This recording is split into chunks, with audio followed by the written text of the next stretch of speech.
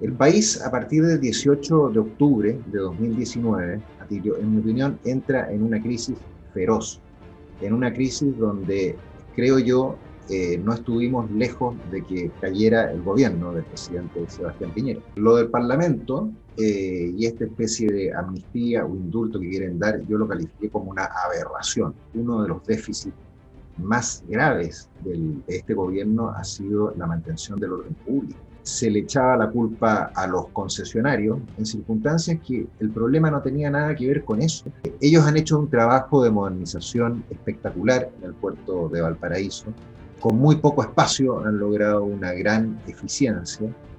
Creo que ellos tienen que tener más áreas de respaldo, indudablemente. Creo que San Mateo es una posibilidad. Yo creo, Atilio, que en esto lo que hay detrás es no creer en el puerto de Valparaíso, no creer en la expansión del puerto de Valparaíso. Y lamentablemente para el gobierno, para el presidente de la República, tampoco es prioritario el crecimiento del puerto de Valparaíso. Pues dicen, Valparaíso, ciudad universitaria. Valparaíso tiene menos estudiantes universitarios que Viña del Mar. Es un mito. Hoy día la gente, las oficinas están saliendo de Valparaíso. Incluso agencias marítimas han salido de Valparaíso. El próximo paso va a ser que varias agencias aduanas salgan de Valparaíso. Si uno dice, este es el patrimonio por lo que ve de arquitectura, desde luego es una ciudad que está en el suelo. Es una ciudad bombardeada. A mí no se me ocurriría venir a visitar Valparaíso como una atracción turística.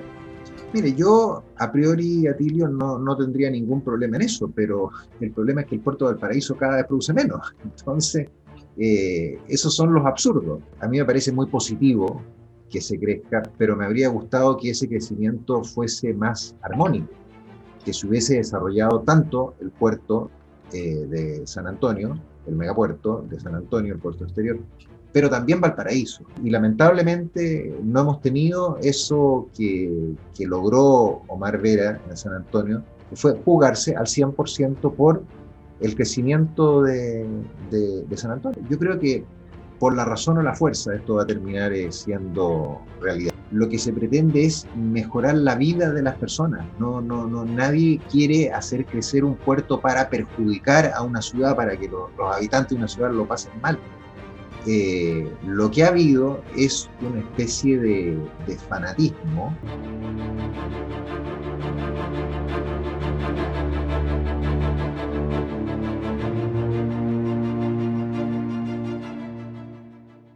Un gusto de saludarlos, bienvenidos a Los Puertos en la Constituyente, este ciclo donde vamos a conocer a los candidatos en este nuevo orden y también conocer sus opiniones sobre temas generales y los temas que a nosotros nos interesan.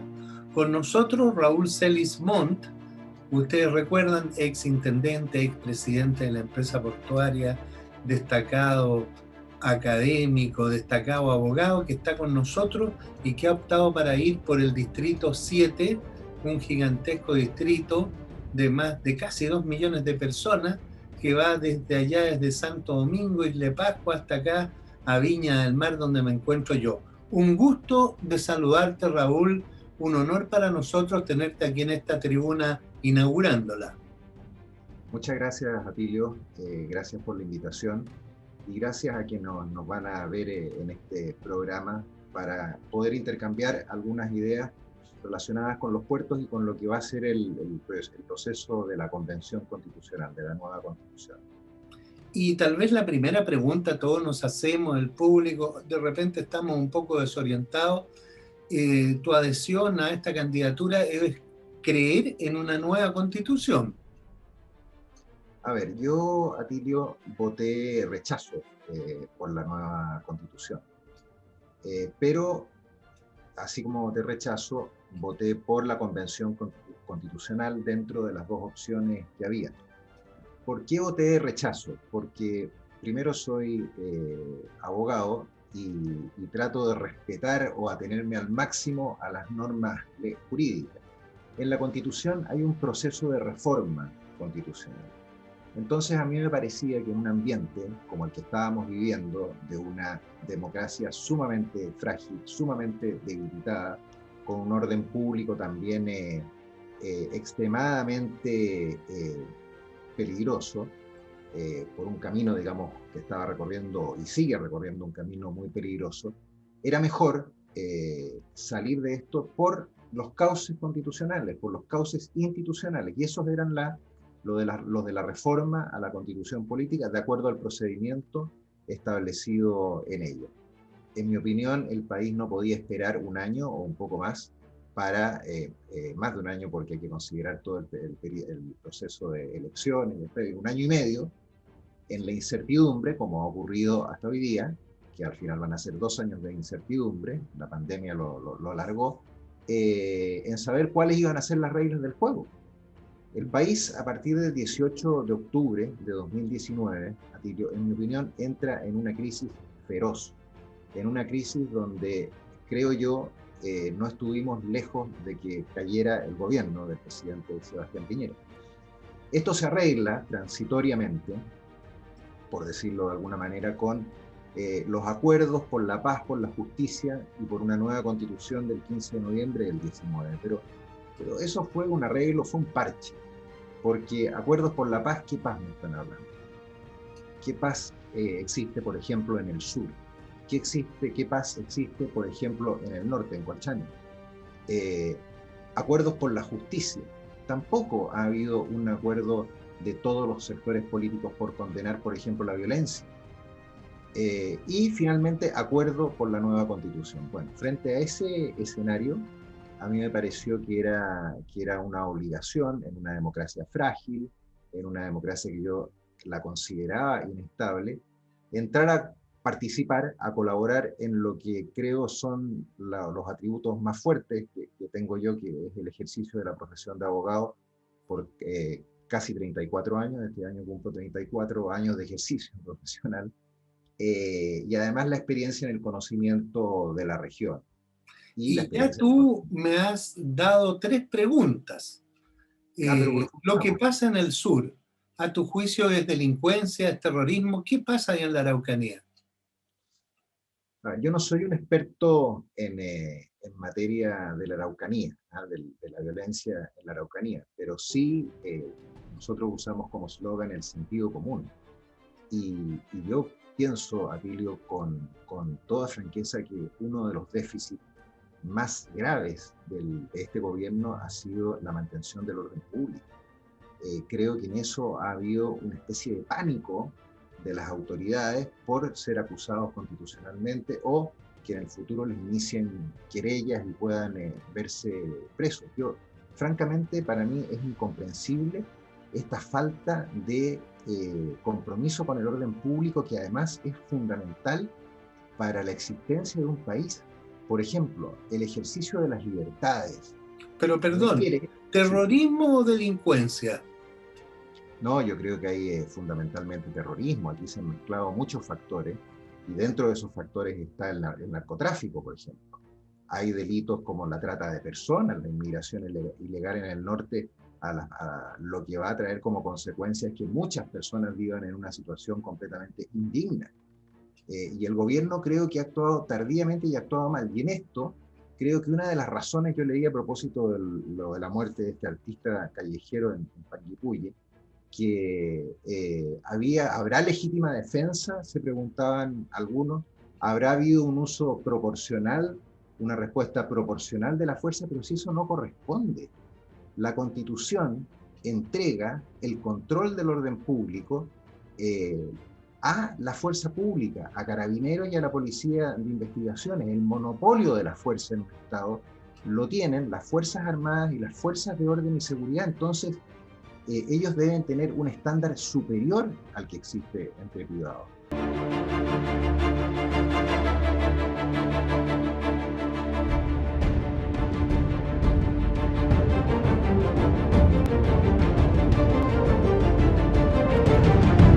Usted que es un destacado abogado, sí, y tan destacado, ¿cómo califica usted la acción de los jueces? Porque los ciudadanos comunes vemos que dicen le van a aplicar una multa de 50 millones de pesos y después dicen que el detenido tiene 140 detenciones anteriores por la misma infracción.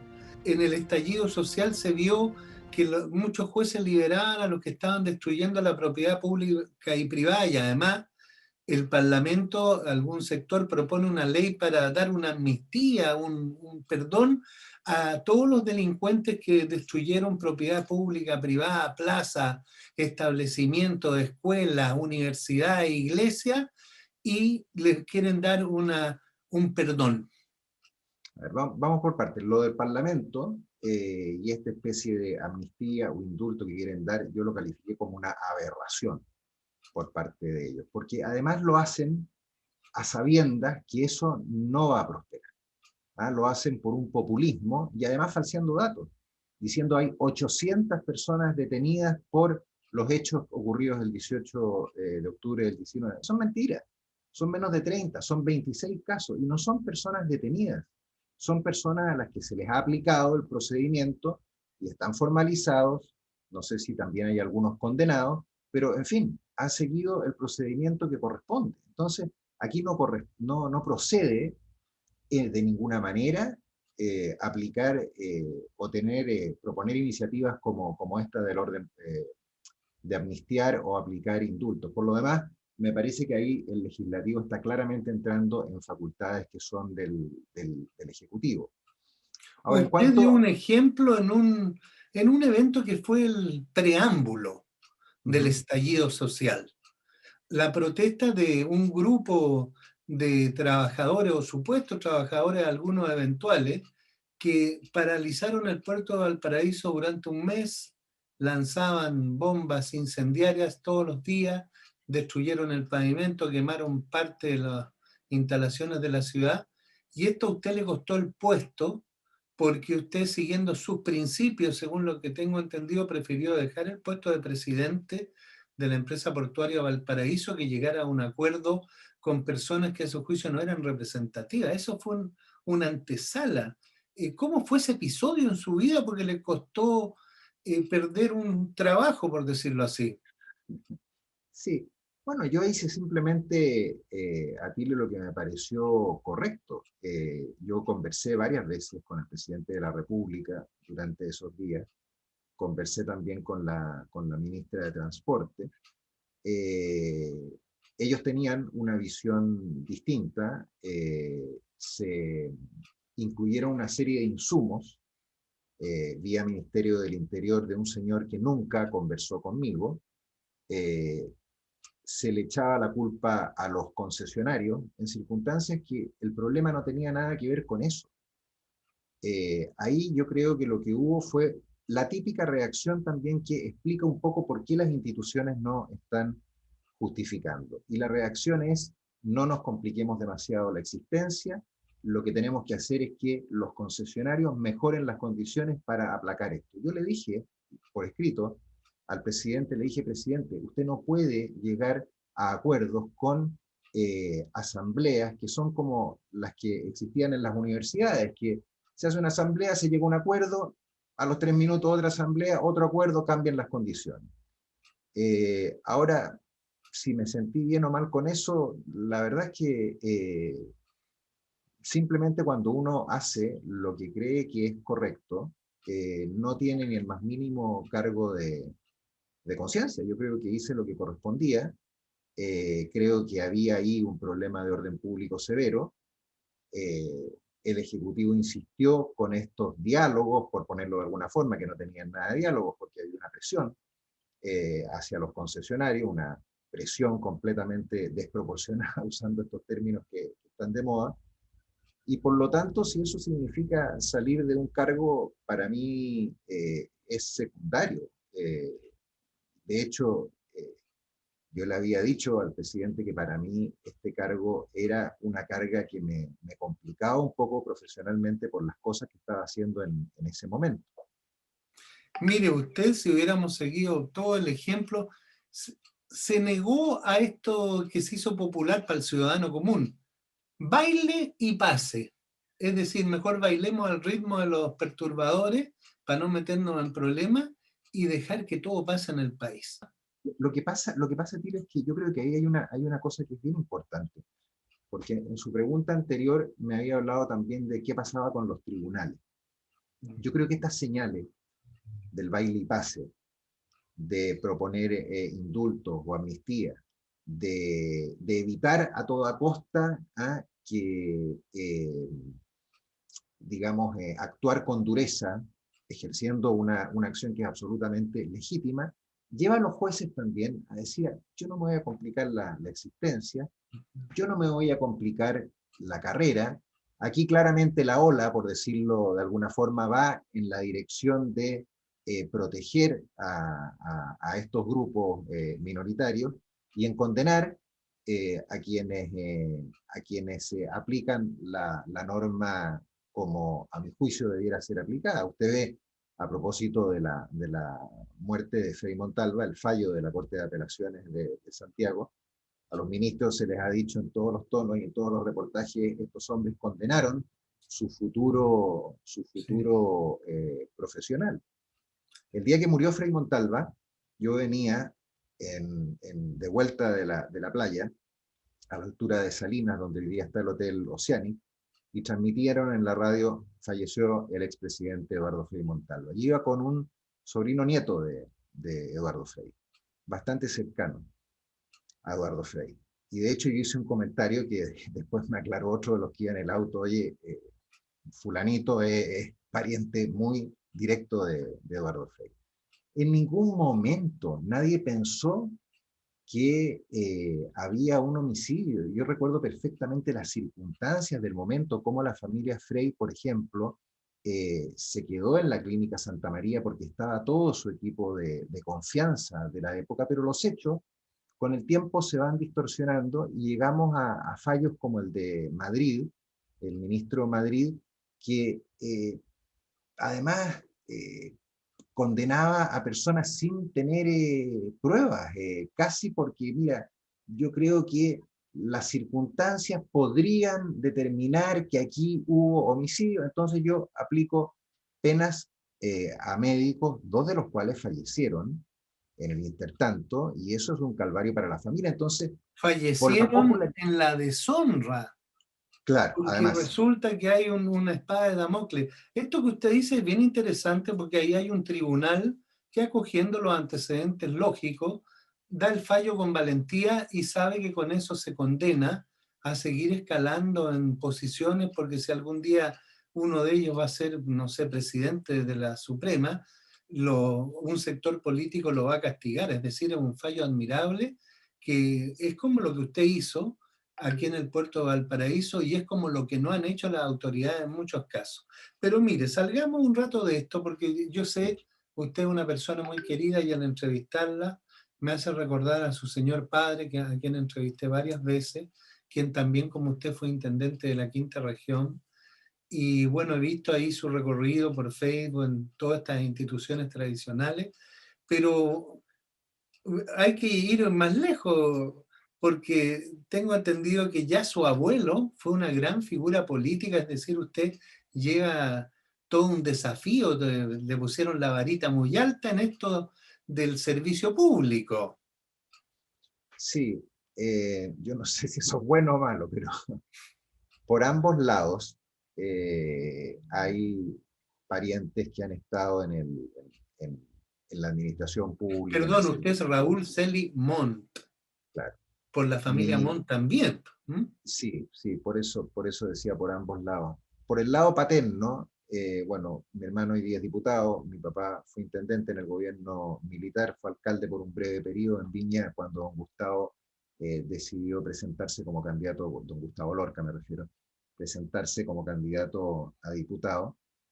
Pero por ese lado, la principal estrella es mi bisabuelo, Víctor Raúl Celis Maturana, que él fue diputado, fue presidente de la Cámara, fue senador también por Santiago. Él es autor de la célebre frase "hay ruido de sables en la sala", ¿ah? Cuando se trataron de aprobar las leyes sociales. Eh, y él era una figura, era bueno, radical, Perdón, masón, en el gobierno de Alessandri. Sí, en el gobierno de Arturo Alessandri Palma, en 1920 y poco, digamos, ¿no? Fue ministro de Hacienda 2 veces también de Arturo Alessandri. Pero él tuvo un poquito de mala suerte. Él tenía una carrera muy similar a la de Pedro Aguirre Cerda, eran contemporáneos. Pero luego de la llegada del Congreso Termal, el Congreso en las Termas de Chillán, que sacaron a todos los parlamentarios de la época, mi bisabuelo la pasó muy mal, y mi abuelo también, porque en el primer gobierno de Carlos Ibáñez del Campo, los alessandristas se vieron sumamente relegados y, por ejemplo, no quiero profundizar demasiado, pero mi abuelo, que estudiaba medicina, Raúl Celis Rivero se llama, tuvo que irse a la Universidad de Concepción. En esa época eran 20 estudiantes de medicina en la Universidad de Chile. Y para sobrevivir tuvo que ser inspector de un liceo fiscal, porque en esa época casi todos los cargos eran políticos. La persona que estaba dedicada a la política, claro, en mi caso, mi bisabuelo tenía algo de agricultor, pero la verdad es que a él le interesaba la política, entonces caían en desgracia fuertemente, y mi abuelo las vio bien verdes. Por el lado Montt, yo no soy pariente directo de los 3 presidentes, de Manuel, de Jorge y de Pedro, pero sí, también mi bisabuelo fue regidor y también alcalde varias veces por Valparaíso. ¿Qué legado, qué lección, qué herencia siente usted que le deja toda esta tradición? Yo creo que esas cosas importan, y importan mucho, Atilio, porque uno se siente un poco en la obligación. Es curioso porque por una parte uno sabe los malos ratos, ¿ya? Esos malos ratos yo los he visto desde que era niño. O sea, su mamita le dijo, ojo en lo que te vaya a meter. Varios me lo han dicho.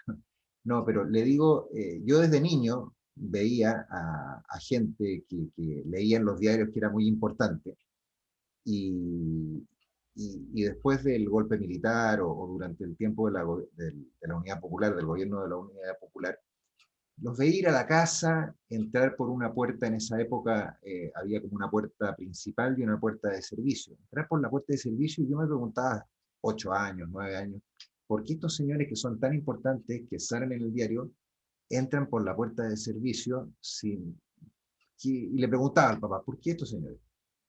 Y bueno, no me respondía demasiado, pero claro, todos ellos habían perdido sus pegas. Entonces yo sé que la política es sumamente sacrificada, a diferencia de muchos que puedan pensar otra cosa, ¿eh? Pero, por otra parte, mi papá, usted sabe, también se enfermó siendo intendente regional, y una enfermedad que la tiene hasta el día de hoy, porque no tiene solución, hay que sobrellevarla nada más. Pero al mismo tiempo, yo no quiero en 10 años más, al revisar un poco mi vida, sentirme frustrado por no haber participado en un procedimiento que a mí me parece, donde a mí me parece que puedo aportar, y puedo aportar bastante, por el conocimiento regional, como digo, por la profesión de abogado, ¿eh? No quiero después estar con ese arrepentimiento. Y creo que es una especie de obligación participar en eso, independientemente que, si uno lo analiza con toda frialdad, no es un buen negocio desde el punto de vista físico, desde el punto de vista económico, de los insultos que uno va a recibir, pero qué diablos, prefiero eso a estar en 10 años más, al revisar la vida, hacer una especie de repaso, de decir por qué no hice esto que debía haberlo hecho. Bueno, con este gran preámbulo para que el público de Empresa Portuaria conozca aún más a esta figura, por supuesto, ya conocida, lo quiero llevar al ámbito de nuestro medio, que es el ámbito marítimo portuario.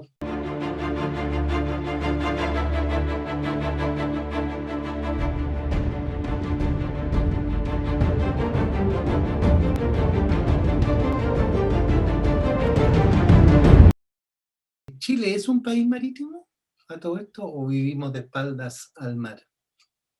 A ver, Chile es un país que debería estar 100% volcado al mar, pues es una cosa evidente con la costa que tenemos, pero no me parece a mí que haya sido suficientemente aprovechado. Eh, Tal vez me gustaría detenerme más en Valparaíso, pero tal vez en San Antonio han entendido un poco las cosas mejor.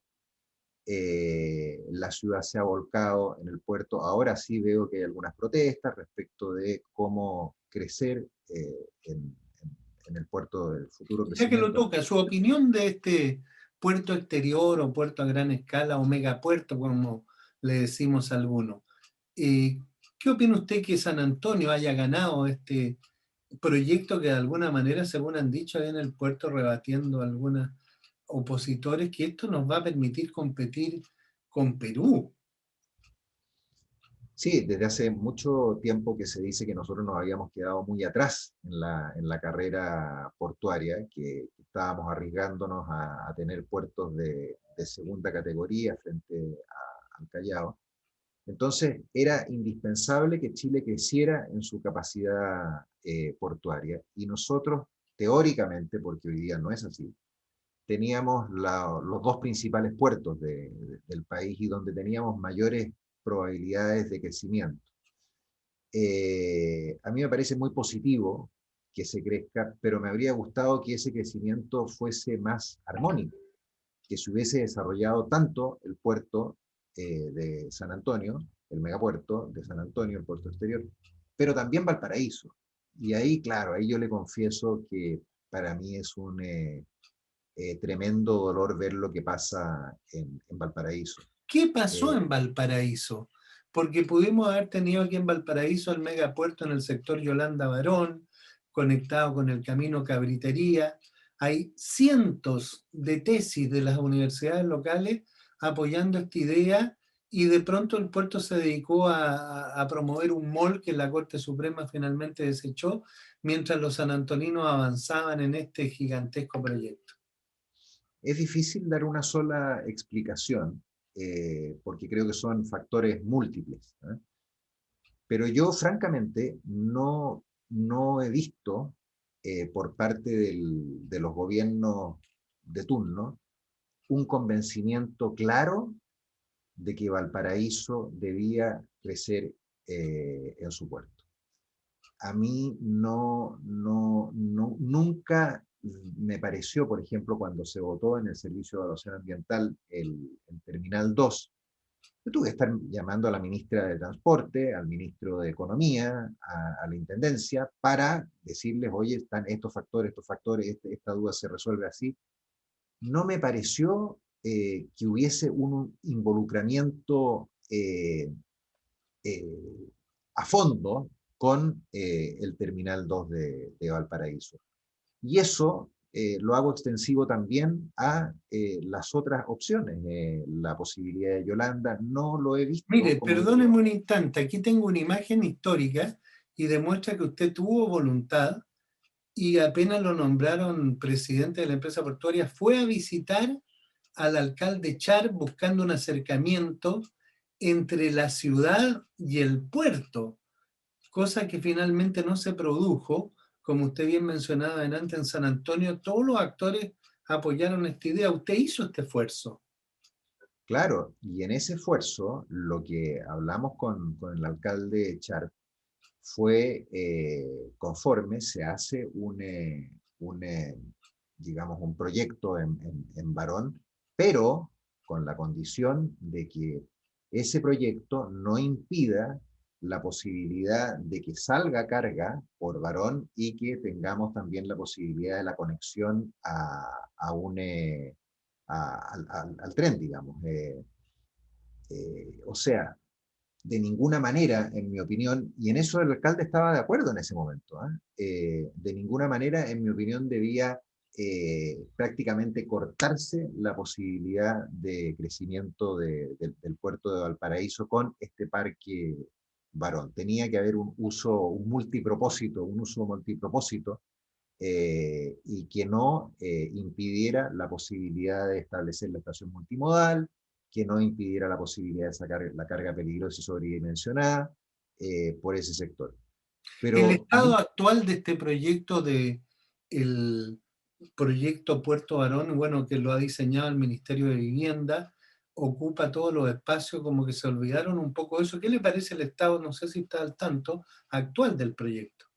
sí, estoy relativamente al tanto. Yo creo, Atilio, que en esto lo que hay detrás es no creer en el puerto de Valparaíso, no creer en la expansión del puerto de Valparaíso.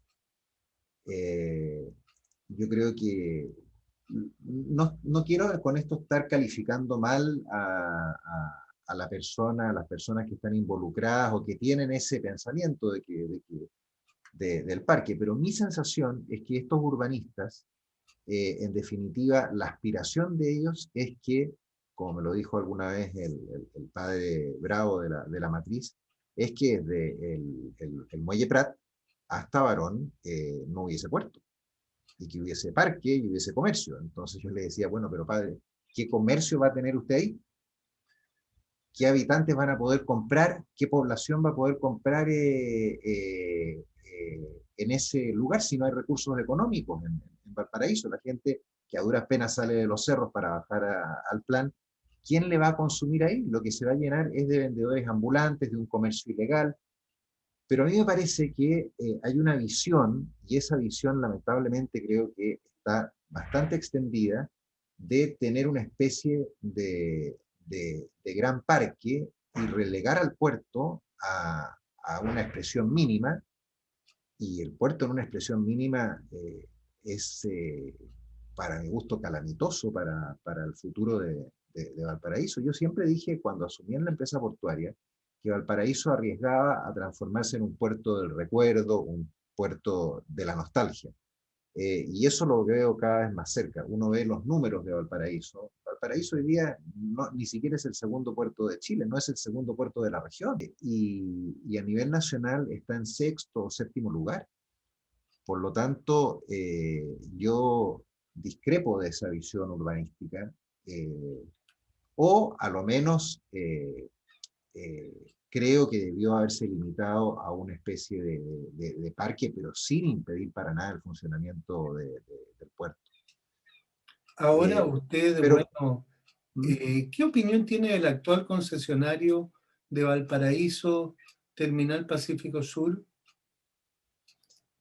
Yo siempre he tenido una buena opinión del grupo de TPS.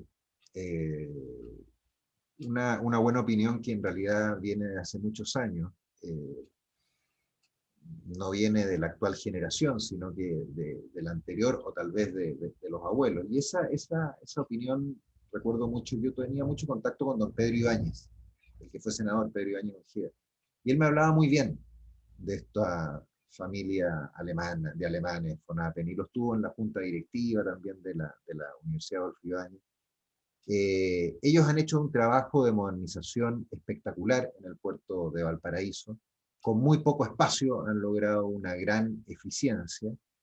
Yo tengo una muy buena opinión de ellos. Creo que han sido unos muy buenos concesionarios y han mantenido a Valparaíso relativamente competitivo, a pesar que en materia de espacios tiene muy poco y tienen eh, que lograr un nivel de eficiencia enorme para tener el movimiento que hoy día tienen. Están Lamentablemente ha entre los más bajado. eficientes del mundo por metro cuadrado, por decir así. Ellos, bueno, está la idea de solicitar espacios adicionales, por ejemplo, se habla de la playa San Mateo. Usted hizo una gestión también para conseguir unos espacios aledaños, después eso parece que quedó en nada, y bueno, está el mismo Parque Barón. ¿Es partidario usted de entregar a TPS sitios de acopio en lugares más De todas allá del maneras, actual? de todas maneras, si Valparaíso tiene que ser competitivo. La gente cree, no, si me lo decía un urbanista hace unos días, y por eso le digo la posición de que ellos quieren que de Prat a Barón sea prácticamente un parque, o sea, un parque con esta disculpa de que para que los porteños tengan acceso al mar, oye, si lo tienen por Portales, lo tienen por Altamirano, o sea, eso es un santiaguino que llega por Santos Osa y cree que ese es Valparaíso. Creo que ellos tienen que tener más áreas de respaldo, indudablemente. Creo que San Mateo es una posibilidad. Eh, Me gustaba a mí la posibilidad de correr un poquito la avenida Altamirano hacia pegarla al cerro y Ujú. tratar de aprovechar también Incluso está la más. posibilidad de un túnel. Está la posibilidad de un túnel, que también es buena, pero sin duda yo soy partidario de fortalecer el puerto de Valparaíso. Mire, si uno saca el puerto a Valparaíso, se queda con la Armada y con las universidades. Y con las universidades, ojo, pues dicen Valparaíso, ciudad universitaria. Valparaíso tiene menos estudiantes universitarios que Viña del Mar. Eso es un mito. La Escuela de Medicina de la Universidad de Valparaíso, por ejemplo, ¿por qué está en Concón? Porque su clientela, ¿por qué está en Reñaca, perdón? Porque su clientela está en esa zona. Para un Y estudiante de mire, medicina, mire qué interesante lo que dice, porque siempre se hablaba de Valparaíso, ciudad universitaria, ciudad turística, que lo es, y ciudad portuaria, pero con esto de la pandemia, por ejemplo, el turismo decayó a niveles increíbles, incluso en Viña del Mar, hasta el casino paralizado, mientras que el puerto ha seguido funcionando a niveles bastante considerables, generando empleo e inyectando dinero. Pero no está la conciencia, al parecer, de que Valparaíso es ciudad netamente y principalmente portuaria. no, pues salen con estos discursos de la ciudad universitaria y eso es un mito, Atilio. Como le digo, Viña tiene más estudiantes universitarios y va a tener todavía, va a ser mayor la diferencia con el tiempo, porque hoy día la gente, las oficinas están saliendo de Valparaíso. Incluso Mm. agencias marítimas han salido de Valparaíso. El próximo paso va a ser que varias agencias de aduanas salgan de Valparaíso. ¿Y por qué? Porque Valparaíso, mi misma oficina profesional, yo la tuve en Valparaíso desde que me recibí y hace un par de años la trasladé a Viña. ¿Y por qué la trasladé a Viña? No porque me gustara tener oficina en Viña, sino pues de hecho era el que más me negaba dentro de la Famosos oficina. notarios también que ahora están en Viña y que eran típicos de Valparaíso. Exactamente, ellos prefirieron Viña, que teóricamente en la escala judicial es menor, pero claro, en la escala de clientela es mucho mayor. Entonces, a mí me preocupan esas tesis que pueden ser muy bonitas, muy románticas, de que tengamos parque, ¿ah? Pero al final vamos a tener una ciudad abandonada. Hay que potenciar el puerto sin la más mínima duda. Ojalá la Armada yo la trataría de consolidar al máximo, le daría el máximo de posibilidades para que se consolidara en Valparaíso con la mayor cantidad de reparticiones posible. El turismo es un turismo muy limitado de Valparaíso, un par de cerros, ¿ah? Y esa industria turística ha sufrido tremendamente con la pandemia. Yo no sé cómo se van a recuperar, pero mire cuántos restaurantes han cerrado, por ejemplo, en este último tiempo, ¿ah? Un tema obligatorio de preguntarle es sobre el Terminal 2, porque habían dos proyectos, uno en San Antonio, otro en Valparaíso. El Terminal 2 de San Antonio, que es Puerto Central, ahora es de una empresa internacional, DP World, y hace unos días nomás pasó a ser el segundo terminal en importancia de la región y le pisa los talones a su compañero STI. ¿Qué pasó en Valparaíso con este proyecto y ahora hay ideas para reactivarlo? ¿Cómo lo ve usted? ¿Qué haría? Yo lo que veo, le insisto, Atilio, es que no hay voluntad política. No hay voluntad política con Valparaíso. No hay voluntad desde el nivel del Ejecutivo, desde el nivel municipal. Y eso, claro, es muy lamentable. Sin voluntad política uno no logra concretar los proyectos. Ahora he visto que se ha iniciado un diálogo con la ciudadanía, pero yo no me hago muchas ilusiones de ese diálogo con la ciudadanía, porque también hubo otros diálogos con la ciudadanía y al final en política uno tiene, mire, la política básicamente implica tomar decisiones a riesgo de ser impopular, a riesgo de agarrarse con otra gente, uno no puede estar todo el tiempo preguntándole, si, por eso son autoridades, porque ellos toman decisiones, no puede estar todo el tiempo preguntándole a ustedes qué creen, qué opinan. Lo Tiene hago que más haber grande, un más chico. liderazgo. Absolutamente. Y ese liderazgo ha estado completamente ausente en materia política. ¿Ah? Y lamentablemente no solamente eso ocurre a nivel regional, sino que creo yo que el Ministerio de Transporte de Valparaíso no es prioritario y lamentablemente para el gobierno, para el presidente de la República, tampoco es prioritario el crecimiento del puerto de Valparaíso. ¿Hay gato encerrado? No, yo no creo que haya gato encerrado. Lo que pasa, Atilio, y en parte la buena o mala suerte uno la busca. Yo creo que es tal la cantidad de problemas que, que a uno le ponen en Valparaíso que terminan por desgastarlo, por agotarlo. Entonces dicen, bueno, si en San Antonio me dan más facilidades, yo voy a jugarme todas las fichas, voy a poner todas las fichas en San Antonio. Yo creo que en buena medida es eso lo que ha ocurrido. O sea, ha habido una evidente falta de voluntad por parte del gobierno. Pero también a mí me parece que esa falta de voluntad Valparaíso se la ha ganado porque no la ha peleado. Las peleas hay que darlas. Y lamentablemente no hemos tenido eso que logró Omar Vera en San Antonio, que fue jugarse al 100% por el crecimiento de San Antonio.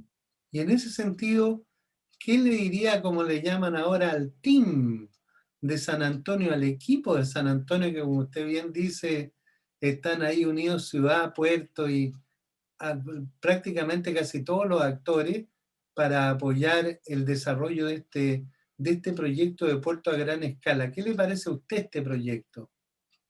Yo le diría que le tengo una tremenda envidia a los amigos de San Antonio.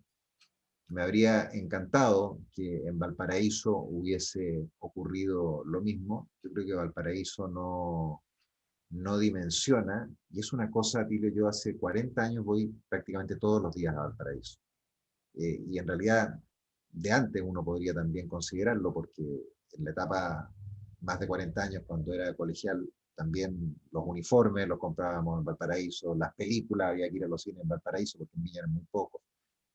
Yo uno ha visto cómo ha caído Valparaíso. A mí no es una historia que me han relatado, yo he visto esa caída, ¿Qué y esa siente caída. cuando ve Valparaíso con sus calles destruidas, todos los incendios? Mire, quemaron el Mercurio, por mencionar algo.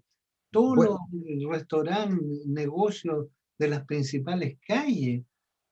Valparaíso quedó prácticamente en la ruina durante meses, no se podía ir. ¿Qué siente usted al ver eso? una terrible pena. Le escribía al director del Mercurio justamente hace unos días que había pasado al frente del edificio del Mercurio del Paraíso, con el que yo también he estado vinculado con la empresa del Mercurio en distintas etapas de mi profesión, y que me había dado una pena tremenda verlo en ese estado de abandono, pero que esa pena se había multiplicado al ver la cantidad de negocios cerrados, porque iba en dirección a la Plaza Aníbal Pinto.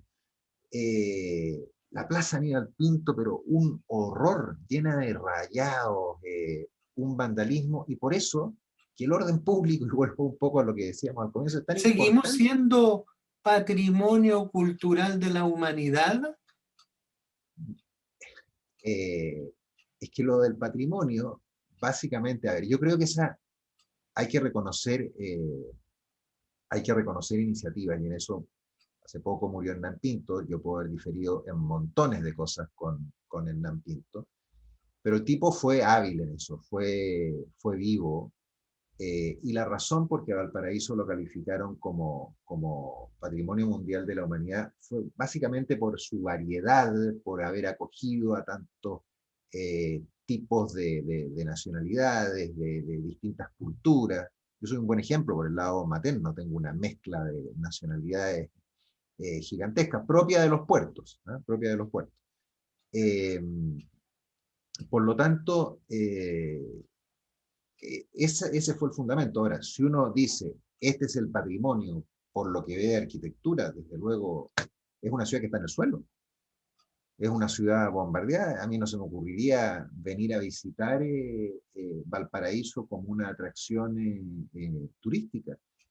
En Santiago usted tiene, y esa es la diferencia de lo que hace una buena gestión. Estaba pensando en Alessandri, que es un tipo calladito, Felipe Alessandri, un tipo como muy, muy bajo perfil, tranquilo, pero que ha hecho una muy buena labor y ha rescatado barrios, ha atacado, bueno, hasta que se pudo, digamos, al comercio ilegal, tratando de ordenarlo. Eh, no, Valparaíso hoy día, ¿cuántos edificios en buenas condiciones tiene? Poquísimos. O sea, desde un punto de vista arquitectónico, uno puede decir que es pintoresco, sobre todo mirar los cerros y los distintos colores, pero eso de pintoresco esconde una pobreza tremenda, una pobreza, mire, yo recuerdo cuando en el programa, en el PRDV, este programa con el BID, nosotros intervenimos fuertemente con la Subdere, ahí, en la parte final, y con el Ministerio de Economía, y ahí venía el actual ministro, que era como el chico del equipo, ¿eh? Y era impresionante la cantidad de plata que había que meter, por decirle, para mejorar una manzana, porque el estado de abandono no era de hace 10, de hace 20, sino que de hace 100 años. ¿Eh? Una casa se había dividido en 20 casas, en 10 casas, una casona, digamos. Los problemas eléctricos, los problemas de las paredes, los techos, o sea, era carísimo. Entonces, lo que uno invertía normalmente en un plan para recuperar una manzana en Valparaíso equivalía a lo que a 3, 4, 5 manzanas en otro lugar. Entonces, claro, podrá ser pintoresco mirar los cerros, los distintos colores, pero lo que hay que mirar también, y ahí vuelvo a lo que le decía al cura Bravo, que hoy día es obispo, es la pobreza que hay ahí. Mire, a mí ¿A usted le tocó cuando fue intendente, por ejemplo, el tsunami, los incendios? Y bueno, Valparaíso siempre como que sale adelante de estas gigantescas catástrofes.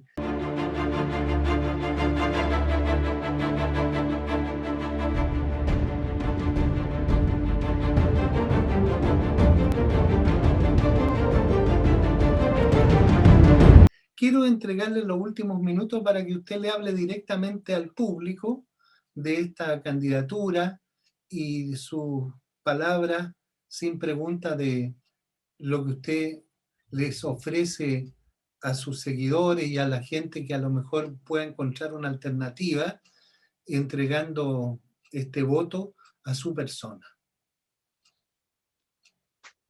Nosotros hemos preparado una campaña que se basa en un decálogo, son 10 ideas fundamentales, 10 principios fundamentales, que me gustaría que los televidentes de este programa los conocieran.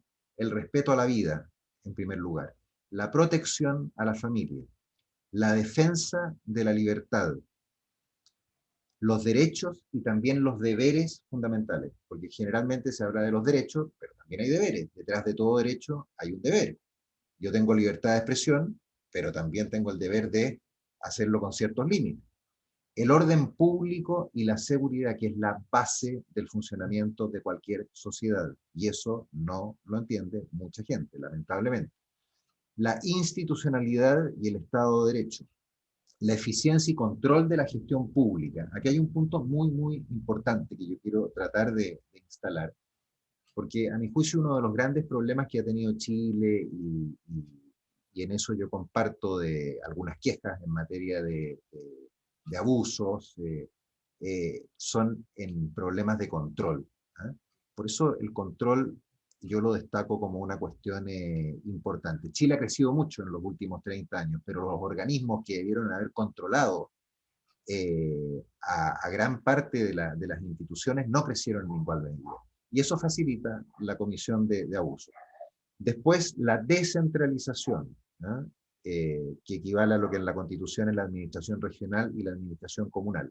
Y perdón, en ese punto que está mencionando, se me queda en el tintero algo súper importante en el ámbito portuario, que es la propuesta de la Asociación de Ciudades Puertos, de que se cobre una especie como de royalty portuario, es decir, que parte de los impuestos que generan los puertos y que van al erario nacional quedase en la municipalidad o en la región. ¿Qué le parece? Mire, yo a priori, Atilio, no tendría ningún problema en eso, pero el problema es que el puerto de Valparaíso cada vez produce menos. Entonces, esos son los absurdos. Yo cada vez que leo, sobre todo al alcalde, que las platas del puerto quieren en Valparaíso, bueno, pero para eso se necesita que se produzcan plata. Mm. ¿Eh? No, pero como idea de que parte de lo que generan las empresas portuarias quede en las regiones, sí, como principio me parece razonable que todas las industrias que produzcan algún impacto compensen a las O ciudades sea, en las no que están. solo las portuarias, dice usted. No solo las portuarias. De hecho, está el royalty minero, y nosotros caemos justo, por ejemplo, en el royalty minero. Bueno, el octavo entonces es el de la descentralización, pero dentro de la descentralización la idea mía es favorecer fuertemente, fortalecer fuertemente a los gobiernos locales. Yo creo que la única forma de lograr una descentralización en Chile es potenciando a los gobiernos locales. Lamentablemente, en el último tiempo, la política ha sido despotenciar a los gobiernos locales, sacándoles, por ejemplo, la educación. Yo no creo que vaya a funcionar mejor una educación controlada desde Santiago a que se controle desde acá, si es que se le inyectan recursos. ¿Sí? Por supuesto que el fortalecimiento de las municipalidades tiene que ir seguido de un control férreo para que no se produzcan abusos. El desarrollo sustentable es el noveno principio de este decálogo, y el último, el décimo, la integración urbana, movilidad y conectividad. Este es muy importante porque apunta a ciudades que sea grato vivir. Yo creo que en el mundo del futuro, con esto que hemos visto de la pandemia, por ejemplo, donde ya no es indispensable vivir, por decir, en Santiago para, para, para trabajar. De hecho, la gran Y mayoría de mis perdón, clientes, ¿tendremos algún día este antiguo sueño de un tren rápido entre Santiago y Valparaíso? bueno, es que a eso apunto yo. Nosotros, eh, para que las ciudades puedan desarrollarse, se requiere esta integración urbana, o sea, tener espacios o lugares de esparcimiento para que no se produzcan los hacinamientos, por ejemplo, propios de Santiago, y esos hacinamientos provocan rabia, frustración, ¿ah? Y terminan también provocando problemas de salud mental y actos de violencia. Requieren de movilidad, mejorar el transporte y conectividad. Y la conectividad es fundamental. Y en esa conectividad el transporte ferroviario tiene que estar disponible. Yo siempre he soñado de que era un niño con el mejorar la conectividad de trenes a Santiago. Yo creo que por la razón o la fuerza esto va a terminar siendo realidad. No sé si uno lo alcance a ver en plenitud, ¿eh? Pero sí creo que vamos a terminar con un tren de Valparaíso a Santiago. Y Usted en el punto probablemente, anterior sí, mencionó a la pasadita lo de medio ambiente. Y esto sí, tiene dos caras, porque recuerde usted que por el excesivo requerimiento de medio ambiente y la falta de claridad, es una de las causas de que fracasó el Terminal 2 de Valparaíso, el T2. Y ahora el medio ambiente puede poner en jaque también al megapuerto, al puerto a gran escala, y si esto se produce esa incertidumbre y fracasa ese proyecto, vamos a volver a lo que decíamos antes, Chile va a quedar totalmente en desventaja de competir con Chancay, con el Callao, y van a llegar naves de segunda categoría y adiós Chile portuario. claro, pero el Hay servicio, extremismo también en las posturas a veces medioambientales. absolutamente, si el Servicio de Evaluación Ambiental, que debe ser un órgano técnico, aprobó el Terminal 2, ¿ya?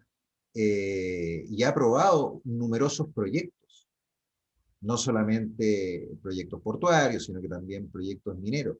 Nadie, y esto es evidente, pretende destruir el medio ambiente. Si la gente, si los puertos además que son concesionados, son por parte del Estado y otros estatales.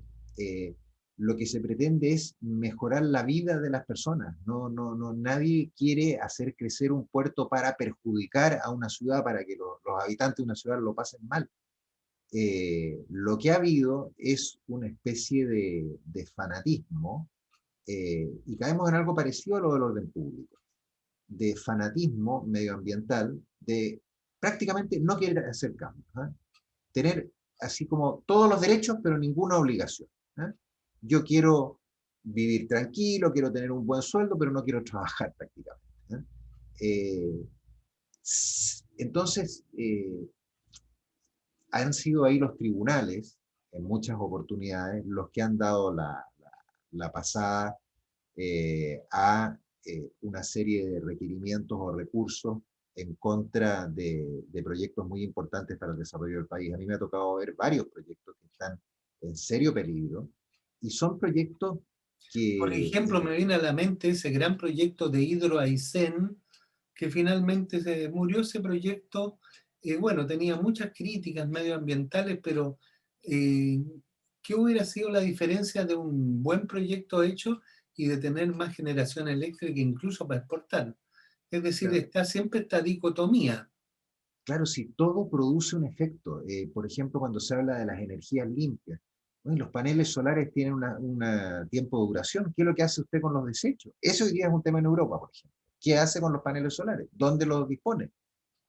Las aspas de la energía eólica, también hay una contaminación visual. Entonces, el discurso barato, el discurso casi de paz y amor, digamos, todo vuelve a su estado natural, pero quiero computador, quiero electricidad, quiero agua, no funciona. De lo que se trata es de progresar, de desarrollarse, provocando el menor impacto medioambiental, pero cualquier obra humana produce un impacto medioambiental. Es imposible, obra me refiero física, es imposible que no lo produzca. Entonces, ahí lo que uno debe entender es que hay que manejar este desarrollo en la forma más armónica posible, pero no entrar a descalificar prácticamente cualquier tipo de proyecto. Yo creo que nosotros estamos como en una especie de péndulo, ¿eh? Que nos hemos pasado a un extremo donde también es políticamente incorrecto. ¿Mm? ¿De su Políticamente incorrecto. decálogo le queda algún punto? No, el último es la integración urbana, movilidad y conectividad. Parte en el respeto a la vida y termina con la integración urbana, movilidad y conectividad. Raúl Ahora, Celis Montt, abogado, destacada autoridad, sacrificó su trabajo por sus principios. Le agradecemos nosotros que amamos la actividad portuaria, la defensa que usted hizo, su cordura, su equilibrio, no temer a presiones de distintos tipos. Y también muy lindo lo que usted contaba de esta tradición familiar, que sin duda da una impronta, ¿no es cierto?, en las familias viñamarinas, porteñas, de toda la región. Ahora hay que siempre mencionar San Antonina, porque ellos nos han dado una lección de eficiencia, y ahí también hay grandes próceres. Bueno, su distrito va desde Isla de Pascua, Viña del Mar hasta Santo Domingo, es decir, abarca tantas cosas, así que don Raúl, nuestro reconocimiento a su persona, y le deseamos éxito en este nuevo desafío que usted se ha impuesto. muchas gracias, Atilio. Muchas gracias a quienes nos, nos verán en este programa, y a quienes lo vean íntegramente, especialmente que tengan la paciencia de escucharme o de verme por una hora. Yo espero que en la Convención Constitucional nos vaya bien. Yo espero que nos respalden los televidentes en base a las ideas que nosotros tenemos, y considerando que aquí uno no está yendo a una aventura, sino que la está enfrentando de manera responsable, con una trayectoria que a uno lo respalda, con un conocimiento profundo de lo que es la región de Valparaíso, y habiendo ejercido la profesión en forma muy intensa, lo que implica estar en permanente debate, proponiendo ideas, fundándolas, defendiéndolas y finalmente llegando a acuerdos cuando son necesarios y eso va a ocurrir sin lugar a dudas en la Convención Constitucional. Bueno, Raúl, muchas gracias. Como le decía, éxito, fuerza y es grato, satisfactorio, estimulante ver que personas de su nivel, de su calidad, de su trayectoria, aún continúan ofreciéndose para liderar los destinos de la región y del país. Así que muchas gracias. Gracias a usted, Atilio, y nuevamente a los televidentes de su programa.